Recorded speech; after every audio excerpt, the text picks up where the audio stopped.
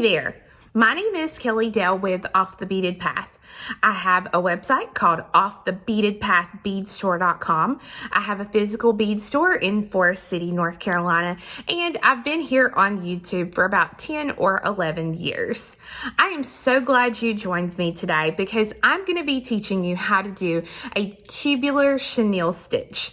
Now, this is not a new stitch, but this is a stitch and a necklace that I made to go with a pendant that I'm going to be teaching in next week's brand new video.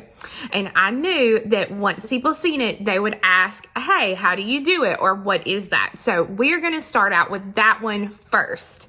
Now, before we actually get started with the chenille stitch, I'm going to go ahead and tell you the materials that you're going to need for next week's video so you can go ahead and be getting those materials together, because it does have a lot of materials that go with it. And the project is a little bit more advanced than what I normally teach here on the channel. But it still doesn't mean that a beginner who takes their time can't do the project. It's a really good project, and you are going to be blown away, I think, when you see all the different samples of what we have for this pendant. Now, I already have the pattern for the pendant next week listed on the website. Again, you can find that at offthebeadedpathbeadstore.com.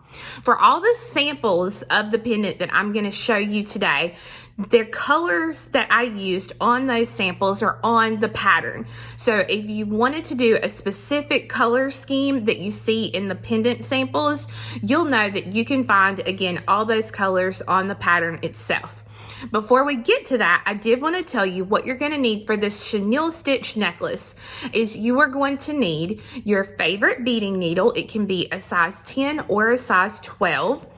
You're going to need your favorite beading thread. For me, I'm going to be using the beige wildfire.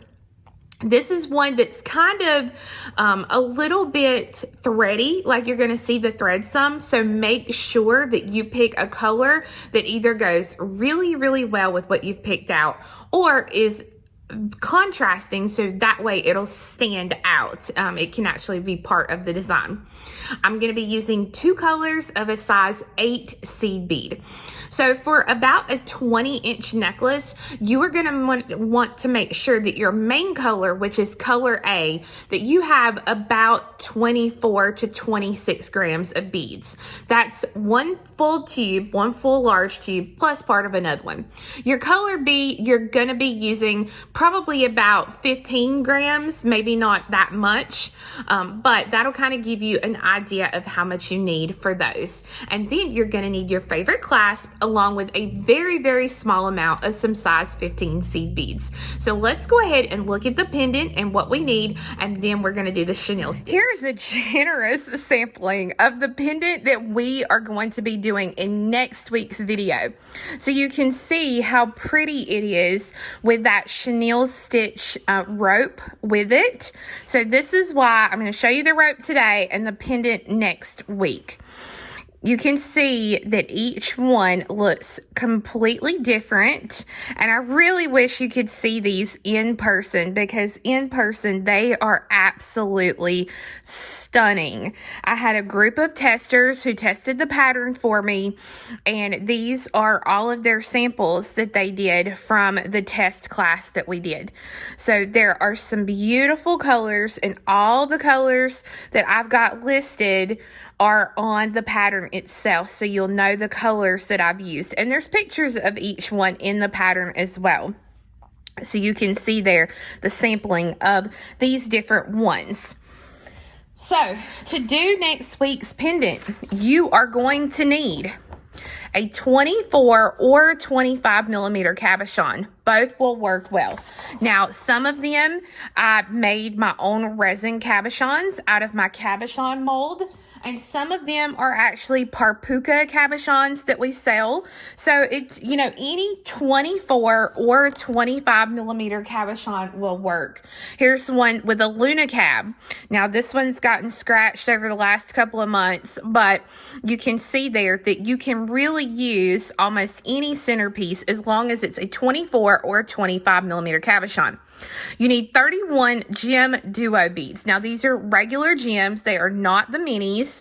And you can see they're going to be used for the encasement part of your stone. 45 true 2 fire polish beads. Now these are true 2s. If you get 2 millimeter beads, they will not work. You need the true 2s. And that's everywhere you see that pretty kind of metallic gold here on my pattern, especially right here on the front. I've got a huge assortment of true 2s in my online store. 33 millimeter fire polish beads and 32 4 millimeter fire polish beads. So the 4s are basically going to be along the outer edge here. So if I grab this one, there you can see them better. They're this kind of chartreuse limey green. So they're going to be stacked here along the outside. Your 3s, easy to see on this one. Your 3s are going to be down here in the center. So you can see that kind of creamy color. So they're really going to pop out there along that edge. You're going to need 3 grams of a size 11 Miyuki seed bead. That's going to be mainly for your encasement piece. 1.5 grams of a size 15 Miyuki seed bead. So you're going to use those a good bit.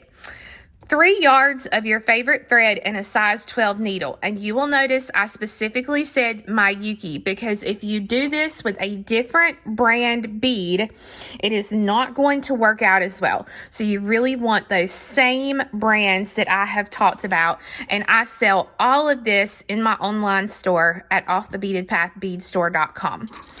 So I'm actually going to be making the necklace today to go with this pendant here. This is the one that I actually wrote the pattern with. So this is the necklace that I'm going to be doing today. You can see I have my beads laid out. I have an A and a B. The necklace, it doesn't matter what brand you use. So I'm using a Ado Bronze Toho and an Ado Perma Finish Galvanized Old Gold Toho.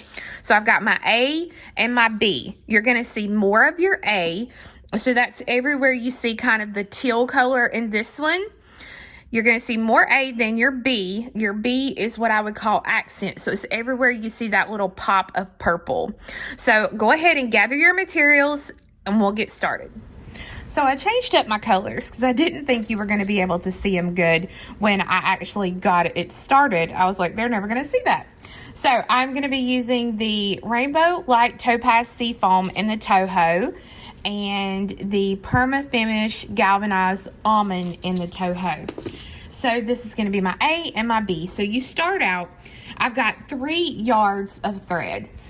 You can use as much or as little, whatever you're used to. And I'm going to pick up 6 beads. So 2, 4, 5, and 6. And I'm going to bring these down. Now I'm going to leave about a 8 to 10 inch tail. And I want to leave that so that I can go back and add the clasp without having to add thread at the end.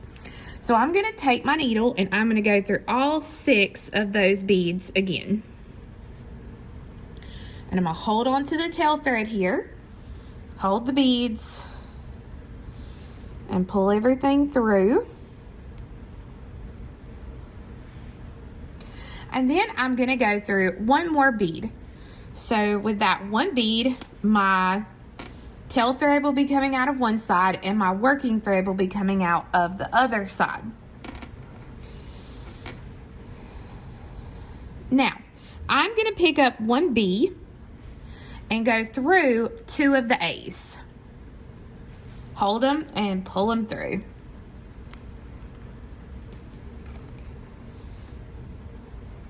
Pick up one B, go through 2 of your A's.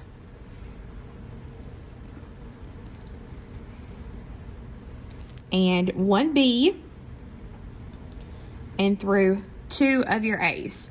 So when you finish this round, it's gonna look like a triangle and not a tube, and that's okay because we're gonna make it into a tube.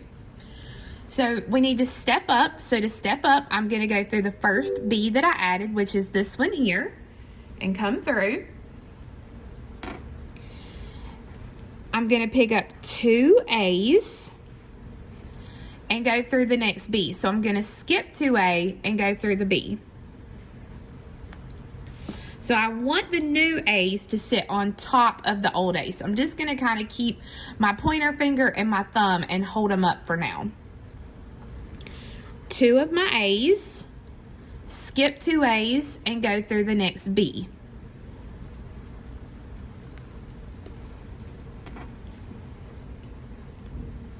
All right. 2 A's, skip 2 A's and go through the first B. It's going to be this one here.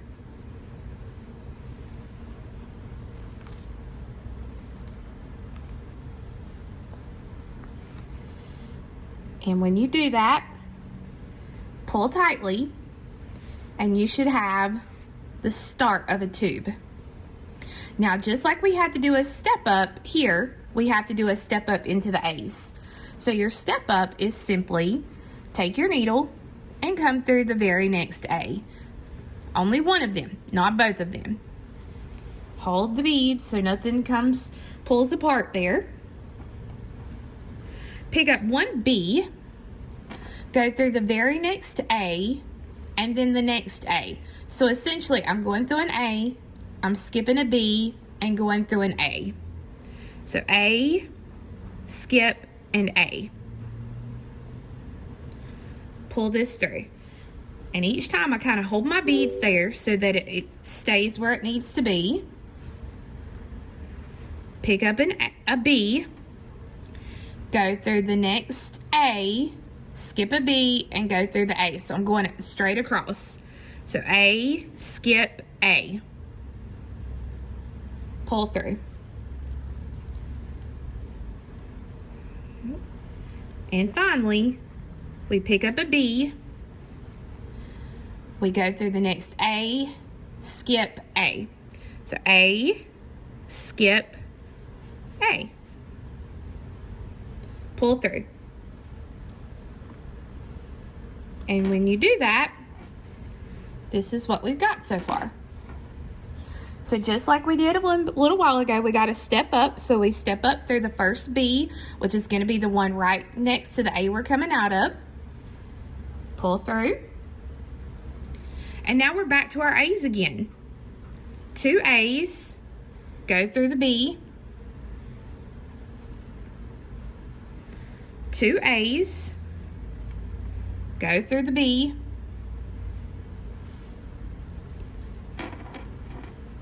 And 2 A's, and we go through the last B of the row, which is this one right here. So we're skipping and going through. Now once you get started, you can do the last beads of the row and your step up at the same time. But I'm just doing it one step at a time so that way you can see the step ups. So I'm taking the needle now to do the step up, and I'm coming through the very next A, which is this one right here. So one row we're picking up A's, then B's, then A's, then B's, then A's. Now 1 B, go through the A and the A. So we skip the B, pick up a B, go through the A and the A. I have got a bracelet on with lots of charms on it, and I should know better. Keeps getting caught.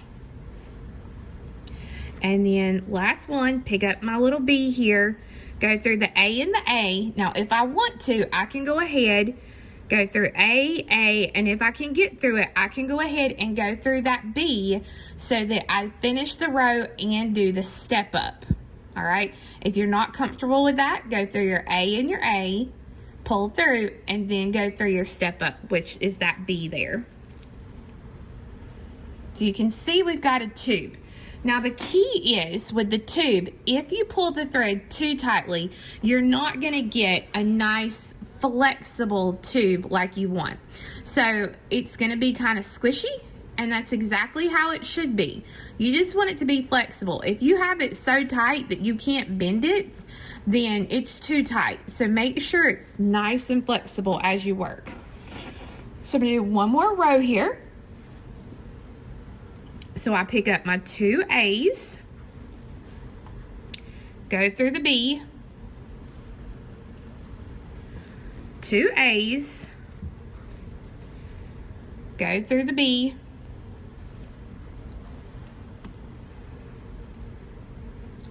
and 2 A's, and if I want to do the last and my step up, I go through the last B and the first A.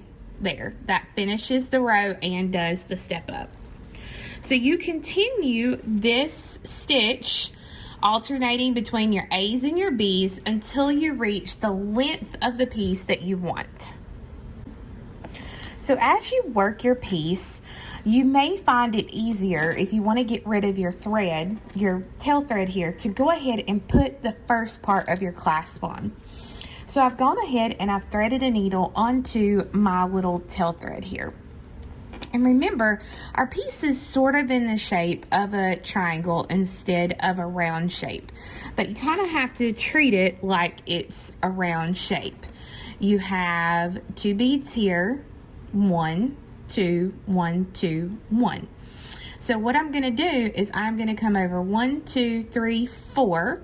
I'm going to come right across diagonal to where I'm at here, because then I've got 1, 2, 3, 4, and I'm going to put a bead in place.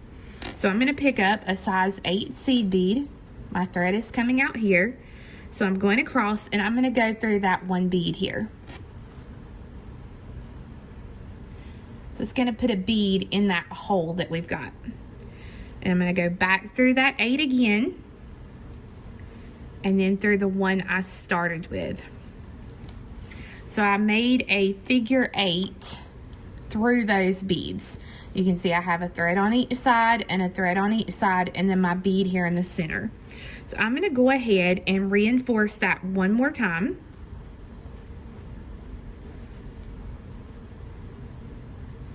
So I'm not adding anything, I'm just going through to reinforce, and then I'm going to go through that 8 seed bead that I added. Now this is where your little 15s are going to come in. I'm going to put on 8 15s. So 1, 2, 3, 4, 5, 6, 7, 8, and my clasp. And then I'm going to go back through the same bead again to make a circle.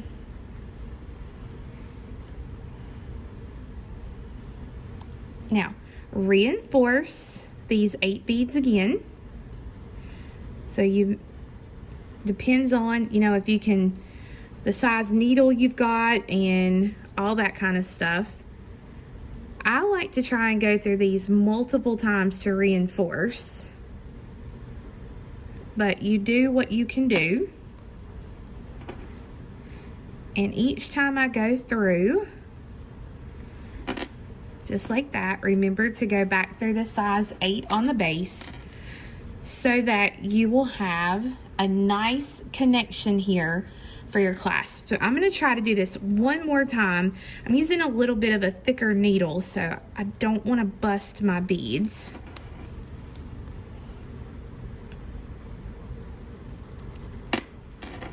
All right. So I've added them and I've gone through them twice more. So I feel like that's going to be nice and secure. So then what I'm going to do is I'm going to go ahead and put in a 1/2 hitch knot. And then go through a few base beads. And then I'm going to put in a 1/2 hitch knot. And go through a few base beads. And I'm going to put a few 1/2 hitch knots in as I go. And once I'm pretty happy with the knots and if they're secure, I'm going to continue to stitch through a few more beads. And then I'm going to get rid of this thread. Just like that. So now that tail thread is taken care of, I don't have to worry about it getting in my way. And now I can continue to work my piece.